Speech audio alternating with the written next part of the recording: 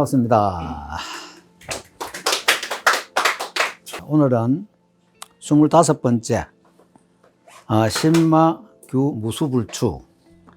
이 무수불축 이게 이제 미불이 얘기한 건데요.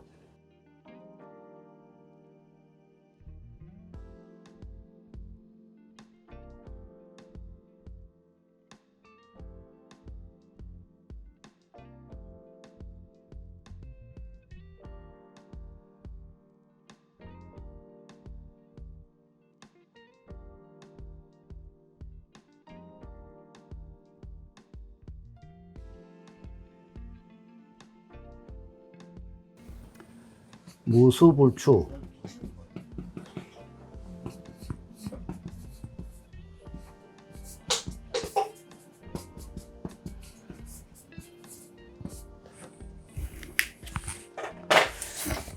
우리가 용필에서 붓을 사용할 때 용필에서 이게 사용하는 용어인데요. 이게 뭐냐면은 가장 쉽게 얘기하면은 내리검이 없으면은 거두드림이 없다는 얘기거든요. 이게 이제 응축한다는 축자인데요. 즉 말해서 이게 이제 기필하고 수필에 대한 얘기입니다. 즉 시작했으면은 이쪽에서 거둠이 있어야 된다는 얘기죠. 만약에 한의를 했을 때 시작과 수필 요 부분, 여기는 무수고 이 부분이 불축이에요. 그래서 아까 조금 전에 이제 우리가 일본 사람은 서도라 그러잖아요.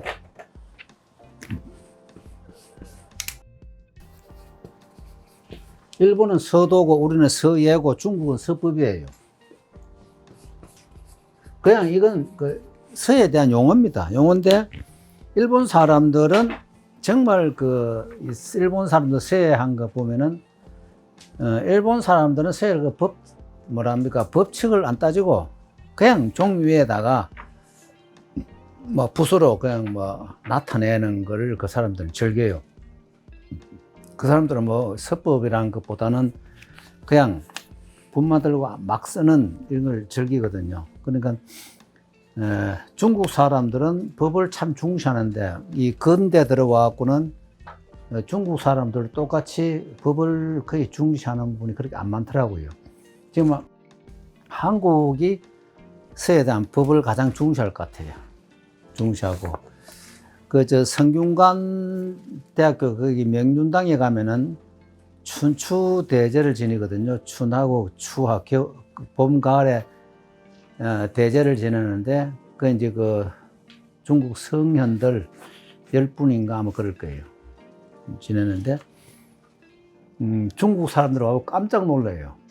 그게 주나라 때 풍속 그대로 하거든요.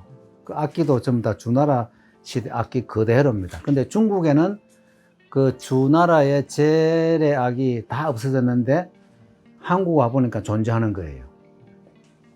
그래서 거기는 이제 춘추대제는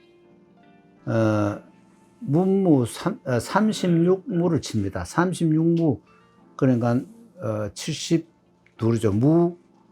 문무 36이거든요.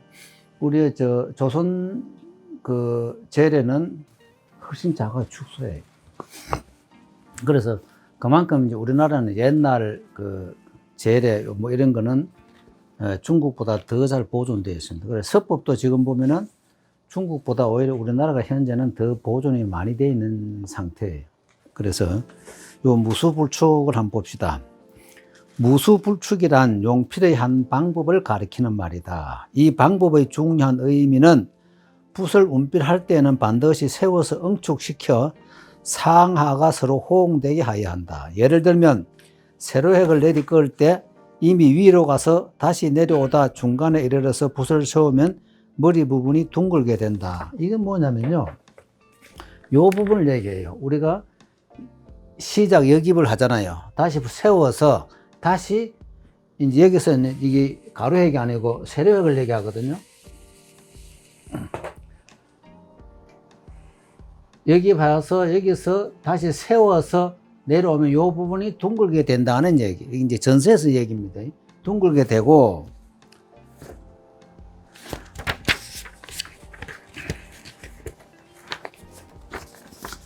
그 다음에 그 운필 방법은 필봉을 여기하여 위로 향하게 한 다음 기필의 정점에 이르면 아래로 운필하면서 가볍게 한번 누른 다음 다시 아래로 운행한 뒤에 붓을 돌려 위로 향하게 하면서 붓을 거둔다. 이때 세력의 거리는 마치 이슬이 진주 구슬처럼 돼야 한다.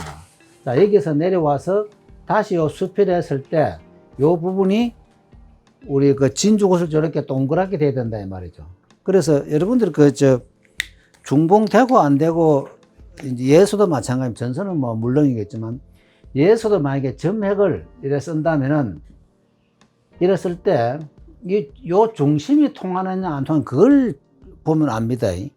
그러니까 만약에 우리가 삼각형 점을 했다 이 말이죠.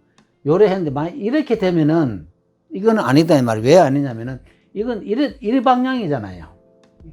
꼬리가 이 방향 나왔을 때는 이렇게 돼야 이것이 중심이 통한다 그런 얘기고, 만약 이렇게 되면은 이쪽으로 가야 된다 이 말이죠. 그래서 붓이 바로 안 들었다는 얘기 나와요. 그래서 여러분 다음에 이제 심사를 가보면은 심사를 이제 만약에 그 글씨를 뭐 공모전에 심사를 가면은 뭐 다른 사람은 뭐지만 저는 일단은 먼저 한 획을 봅니다. 한 획을 바로 운필하느냐, 중봉을 아느냐, 모르느냐, 그걸 보고, 그 다음에 이제 결구를 보거든요. 보고, 그 다음에 세 번째 장법을 봐요. 장법이란 전체 이제 문장의 흐름이거든요. 그러면은, 한 획만 딱 봐도, 무슨 뭐 옆에로 만약에 뭐 범춘 썼다 이랬을 때, 요 첫 획, 요 기필만 보면은, 이 사람이 운필을 할 줄 안다, 모른다, 바로 나와요.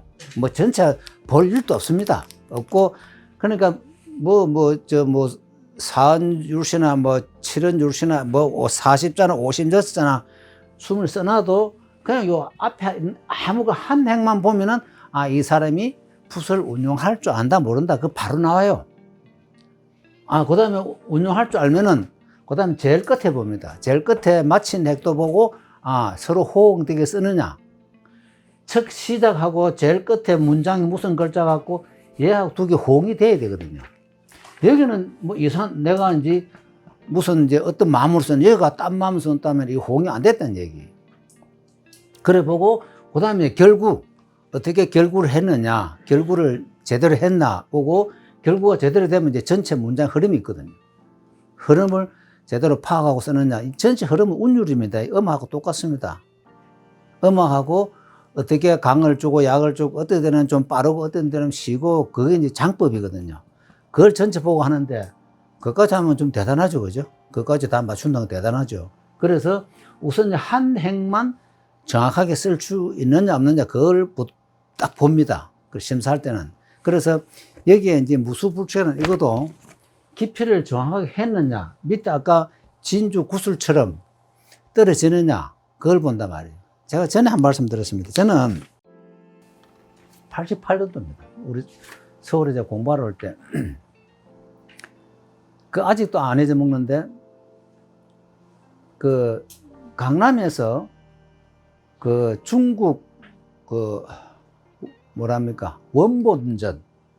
그러니까 우리 보통 일반적으로 하면은 원본 몇 점 오고 전부 다 복사본이 와서 전시하는 게 많거든요.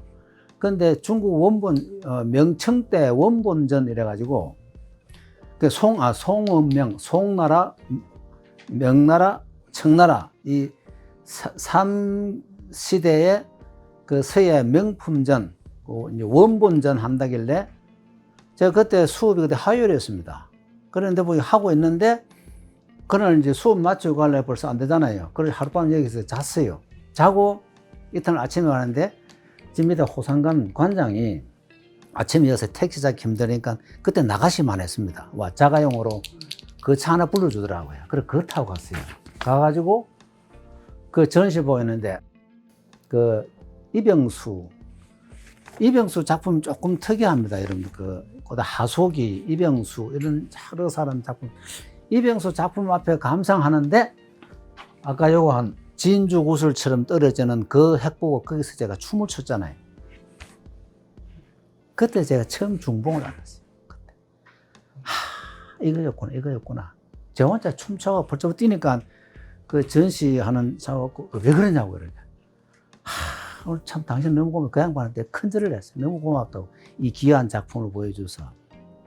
그거는 석급집은 어디 팔지 않습니까?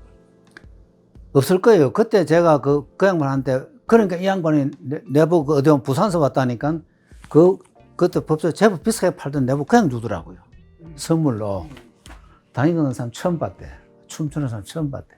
그때 제가 비로소 이제, 이거였구나 하는 그때 이제 무릎을 쳤습니다. 그 한 해 딱 보고, 요 내리끊는 요거 하나 보고, 그때 무릎을 치고 풀접을 띄우고, 그 이후로 이제 모든 의혹이 다 풀렸어요, 이제. 제가 늘 말해, 실타래처럼 풀린다는 그 얘기입니다. 모든 의혹이 싹 풀리고, 이제 아무 법첩에 딱 펼치면 이제 눈에 다 들어요. 여러분도 다음에 경험 한번 해보세요. 중봉을 알면은 모든 법첩 쓴 사람 다 보입니다. 그 성품이라든지 어떻게 썼는지 다 보여요.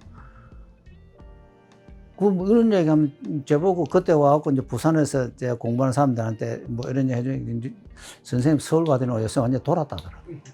그런 경험이 있는데 정말 아까 이 양반 얘기도 이 물방울처럼 맺히는 이것을 직접 몸으로 체험해야 돼요. 이론상이 아니고, 그렇구나. 그래서, 여러분들 불교에서 깨달음의 세계도 뭐 참선을 한다, 그거 앉아서 깨닫는 거 아닙니다. 새벽에 그 닭울음 소리에 깨치고, 그냥 가다가 뭐 하나 툭 떨어져가지고 나무떼기 발길 탁 차는데 거기서 깨치고, 그런 그 깨치 일하는 정말 많거든요. 많은데 그분들이 뭐 앉아가지고 참선하다 깨치 그런 거 없습니다. 정말 엉뚱한 데서 그 한 소식 다 하거든요. 그래서 여러분들 정말 참 고민을 하다 보면은 어느 날 붓이 아닌 다른 세계 보면서도 이런 무릎 칠 때가 있습니다. 요거 이제 이슬이 이제 이때 세로획의 꼬리는 마치 이슬이 진주 구슬처럼 되어야 한다. 요 이슬 물방울 딱 떨어지면은 요 딱 떨어질 때 이렇게 있잖아요. 여기 이제 물이 다 돼가지고 여기 이제 못 이게 떨어지잖아요. 거기 물방울이 딱 끝나잖아요. 거기 바로 중봉이에요. 무수불축이란 중국 송시대 미불, 미원장입니다. 우리 미불 행서 유명하잖아요. 근데 탁소첩 그런 게, 그 미불은 원래 그 화가입니다, 이분이. 미원장이 원래 화가예요. 중국에 우리 뭐 좀 오창석이니 재백석 이런 분들 처음 다 화가입니다. 미불이 용필의 경험을 말한 것으로 그 의미는 내리끊는 세력핵에 대하여 말하였지만 다른 핵에도 이를 적용시킬 수 있다. 하나의 점과 핵에도 삼전이 있고 또한 파책에도 삼절이 있으니 이러한 운필의 법칙은 무수불축과 서로 같은 의미다. 자, 이게 이제 삼전, 삼절 이랬잖아요. 여러분들 제가 이 강의를 잡고 전절 그러잖아요. 어떤 데 절전하고 이제 이렇게 기억되는 부분, 이연되는 부분. 전선은 선전, 먼저 전하고 후 절이거든요. 먼저 굴르고 붓을 꺾고 절은 붓을 방향 바꾼단 말이죠. 선전 후절이고 이거는 전서예요. 이거는 전서필법이고 예서는 선절 후전이에요. 선절 후전. 즉 말해서 예서는 이래 갔을 때 먼저 꺾고 그리고 굴러요. 그래서 전서는 선전 후절로 운필해야 되고 예서는 선절후전이에요. 자, 그러면 우리가 파책이라 있을 때, 제가 어떤 데는 선전후절 하라 그러고, 어떤 데는 선절후전 하라고 그래요. 파책도. 즉 말해서, 원필의 파책은 선전후절 해야 되고, 방필의 파책은 선절후전 해야 돼요. 이게 무슨 얘기냐면요. 선전후절이라는 것은 먼저 붓을 굴리면은 붓이 이 파책이 약간 부드러워요. 파책이 부드럽고, 선절후전 하면은 파책이 강해요. 왜? 붓을 바로 방향전해야 되니까. 요 의미를 여러분 잘 알아야 됩니다. 그래서 예서에서 위에 가는 만약에 이거 걷자 쓴다. 갈 것을 때 위에 이거 핵을 내가 파책을 한다 이러면은 이 파책은 방필이라도 선전후절 해주는 게 좋아요.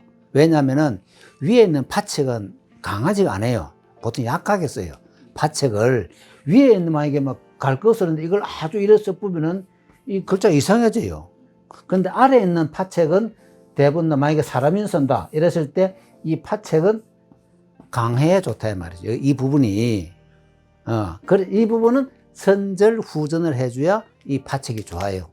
그래서 파책도 선전후절과 선절후전을 이때는 내가 선전할까 선절할까 어떤 그렇다고 꼭 이게 아니고 어떤 데는 여기서 위에 있는 파책도 선절후전 할 수 있고 아래에 있는 파책도 선전후절 할 수가 있습니다. 있지만 그는 본인이 운필하면서 이거는 그러니까 먼저 파책할 때 내가 붓을 먼저 꺾어 놓고 구를까 아니면 먼저 굴러 놓고 꺾을까 이게 이제 선전후절과 선절후전이에요.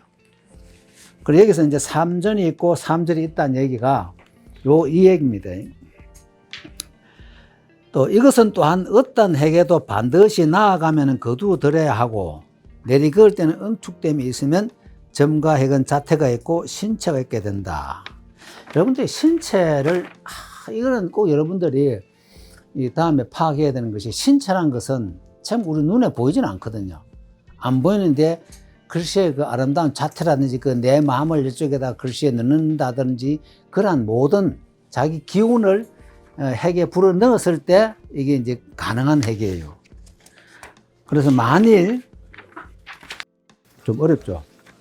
운필할 때 가면서 거둠이 없고 내리면서 응축됨이 없게 되면 점과 핵은 판에 박힌 듯하여 생명이 없는 죽은 글씨가 되어 정신과 자태가 살아나지 않는다. 그러므로 이러한 미불의 용필법은 서법의 기본 논리로 초학자들은 반드시 지켜야 한다. 그래서 여러분들이 무수불축이란 이 용어를 그냥 있구나 이렇게 해야 되는 게 아니고 본인이 이걸 이제 터득해야 됩니다. 이게 무수불축이구나. 즉 말해서 시작이 저건 내리낌이 없으면 응축됨이 없다는 얘기는 기필과 수필을 정확하게 하라는 얘기예요. 그냥 쭉 끊는 게 아니고 행선은 우리 노봉이 많잖아요. 만약에 삼 쓴다 이러면은 이런 건 참 노봉이 많잖아요. 이제 해서처럼 이래 여기하고 그런 거 없잖아요. 그렇지만 이게 다 공중 여깁이 있잖아요. 자, 여기 쓰고 이래 올 때 이게 바로 여깁이거든요. 그럼 붓은 바로 놓지만 그러니까 이 무수불축이라 이 용어 여기다 다 대입된다 이 얘기입니다. 그냥 내가 이거 써갖고 바로 벼루에서 이래 올 때 이게 바로 여깁이거든 벌써. 이걸 보고 공중 여깁이라 그래요. 공중을 내 여깁했단 말이에요. 했지만 붓은 그냥 놓을 때 우리 해서처럼 핵을 만드는 이건 여깁이 아니고 공중에서 여깁했다 이 말이죠.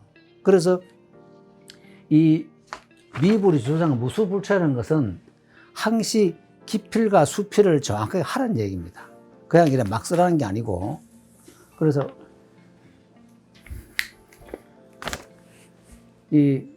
제가 이제 토요반에는 요즘 이제 서예 용어를 갖고 강의를 하거든요. 서예 용어도 근데 그 용어를 알고 내가 그 용어를 내가 운용할 수 있으면은 대단한 거잖아요. 그냥 막연히 하는 거 하고 용어를 알고 행하는 거 하고 이런 많이 무수불축 무수불축, 이게 무슨 얘기지? 내 평소에 내가 우리가 글 쓸 때는 이래 해도 이거 뭐 그냥 하는 값다지 의미 없는 거잖아요. 그래서 이런 거 다 하나 알고 하면은 이 운필하는 데 굉장히 도움이 됩니다. 도움이 되고. 그리고 제가 요즘 이제 여러분들한테 이제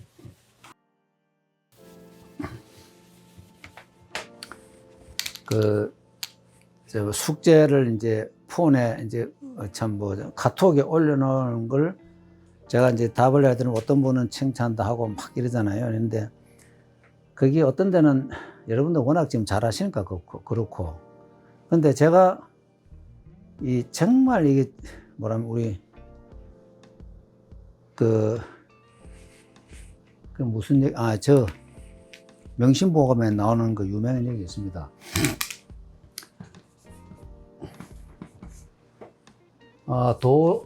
도선자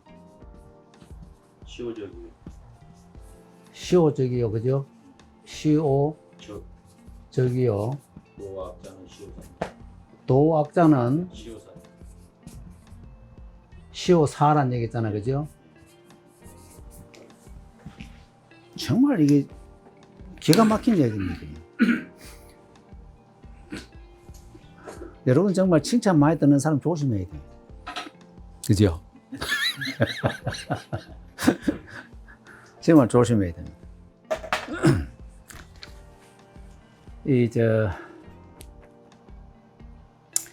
저는 은사님한테 20년을 공부하면서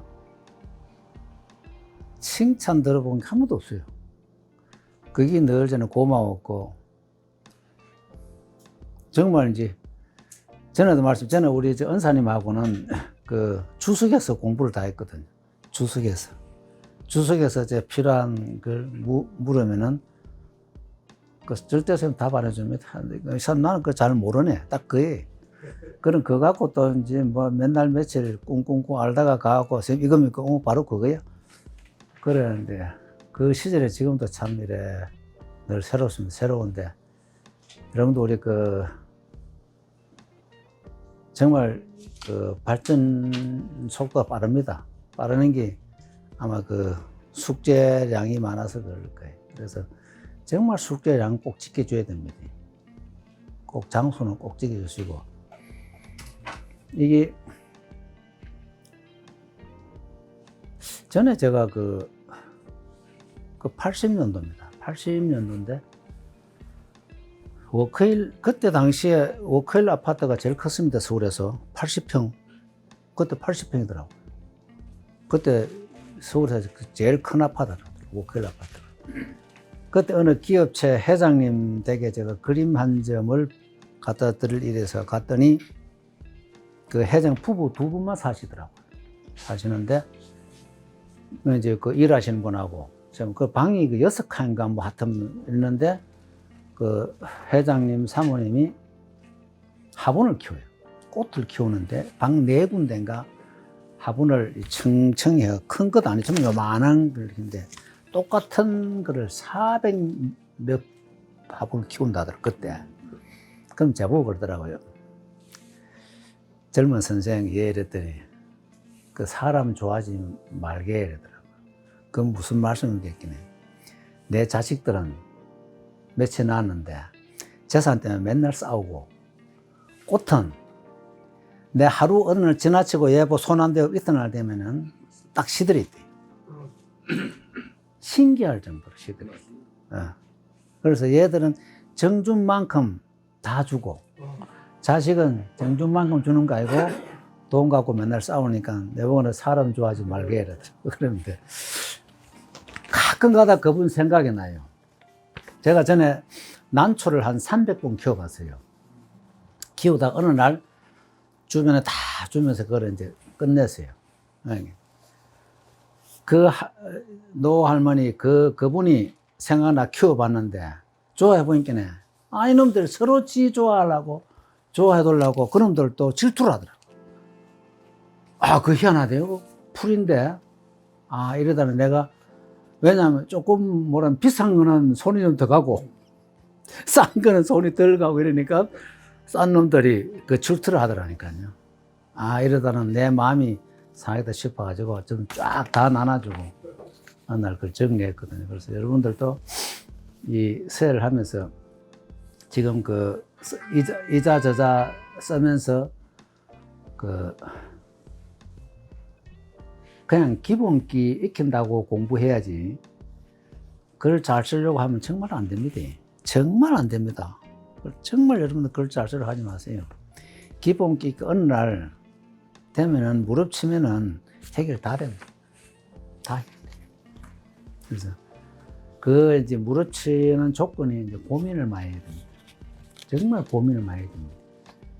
자나깨나 고민하다 보면 어느 날 무릎 칠 날이 옵니다. 무릎 치면은 참 즐겁습니다.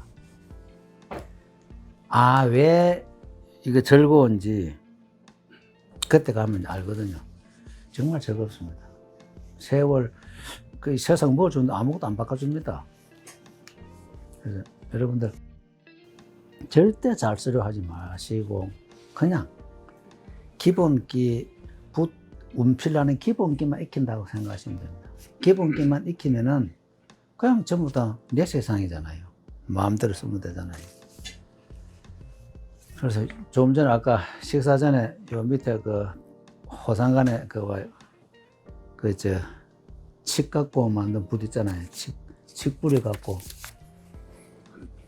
예, 갈필 제가 한 달을 우선 한 2주만 빌려달라 그랬어요. 제가 글 쓸 게 하나 있어갖고.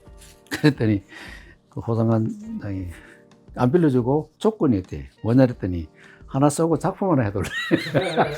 그래서 누가 손해인지 누가 덕인지 모르겠지만 그래서 여러분들도 이제 붓의 운용에서 이런 붓도 한번 써보고 저런 붓도 한번 써보고 그 차이점도 느껴보시고 그래서 정말 여러분들은 제하고는 기본기만 익힌다고 생각하세요. 기본기만 익히고 각자 작품은 각자가 하는 거예요. 그건 누구한테 절대 배우는 거 아닙니다. 본인이 터득해서 본인이 해야 되는 거죠. 저한테는 제일 기본 운필만 정확하게 배운다 생각하시면 됩니다. 오늘 강의 이것을 마치겠습니다. 고맙습니다.